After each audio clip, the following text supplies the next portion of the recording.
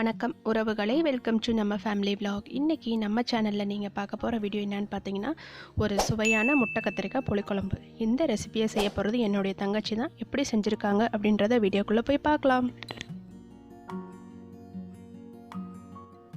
இப்போ பார்த்தீங்கன்னா கத்திரிக்காவை இந்த மாதிரி கட் பண்ணி எடுத்து வச்சுருக்காங்க.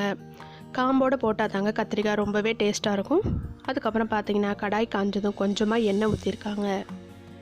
எண்ணெய் காஞ்சதும் இந்த கட் பண்ணி வச்சுருக்க கத்திரிக்காவை இந்த எண்ணெயிலே நல்லா வதக்கி எடுத்துக்கிறாங்க.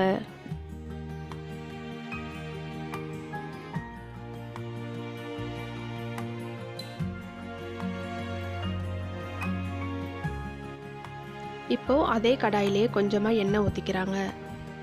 கடுகு, வெந்தயம், கருவேப்பிலை எல்லாம் போட்டுக்கிறாங்க.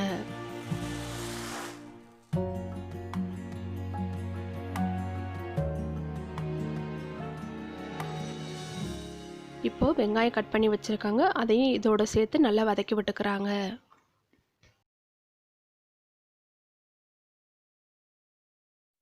வெங்காயம் வதங்கினதும் பார்த்தீங்கன்னா இஞ்சி பூண்டு பேஸ்ட்டு சேர்த்து அதையும் நல்லா வதக்கிக்கிறாங்க.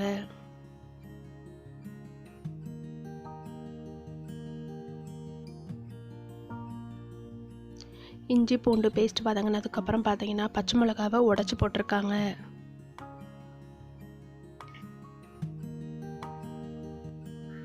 புளிக்குழம்பு பொறுத்தவரை பார்த்தீங்கன்னா பச்சை மிளகாவை கட் பண்ணி போடுறதுக்கு பதிலாக இந்த மாதிரி உடச்சி போட்டால் குழம்பு ரொம்பவே சூப்பராக இருக்குங்க.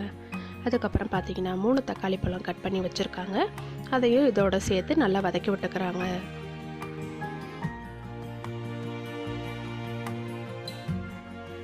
இப்போ பார்த்தீங்கன்னா இந்த தக்காளி வதங்குறதுக்காக உப்பு ஆட் பண்ணிக்கிறாங்க.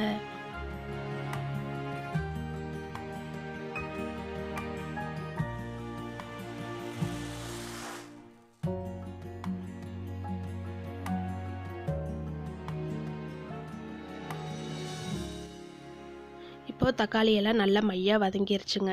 இந்த டைமில் பார்த்தீங்கன்னா 3 ஸ்பூன் மல்லிப்பொடி, 2 ஸ்பூன் மிளகாய் பொடி, 1/2 ஸ்பூன் மஞ்சள் பொடி ஆட் பண்ணிக்கிறாங்க.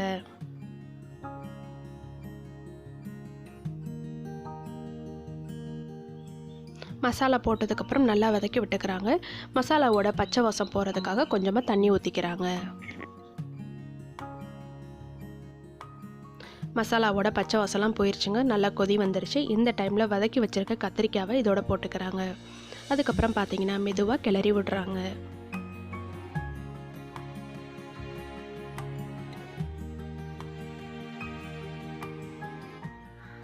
கத்திரிக்காய் போட்டு ஒரு கொதி வந்ததும் பார்த்தீங்கன்னா அரை எலும்பிச்சை அளவு புளியை கரைச்சி இதோட ஊற்றி விட்டுருக்காங்க.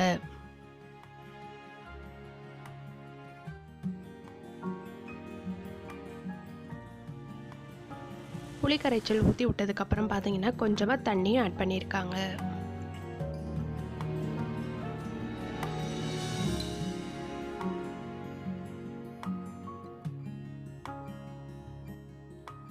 இப்போது குழம்பு நல்லா கொதிச்சிருச்சுங்க. இறக்க போகிற டைமில் பார்த்தீங்கன்னா 2 பீஸ் வெள்ளைக்கட்டியை வந்து இதோட ஆட் பண்ணிக்கிறாங்க. பொதுவாகவே பார்த்தீங்கன்னா புளிக்குழம்புக்கு எல்லாமே இந்த மாதிரி வெள்ளைக்கட்டி ஆட் பண்ணுவாங்க.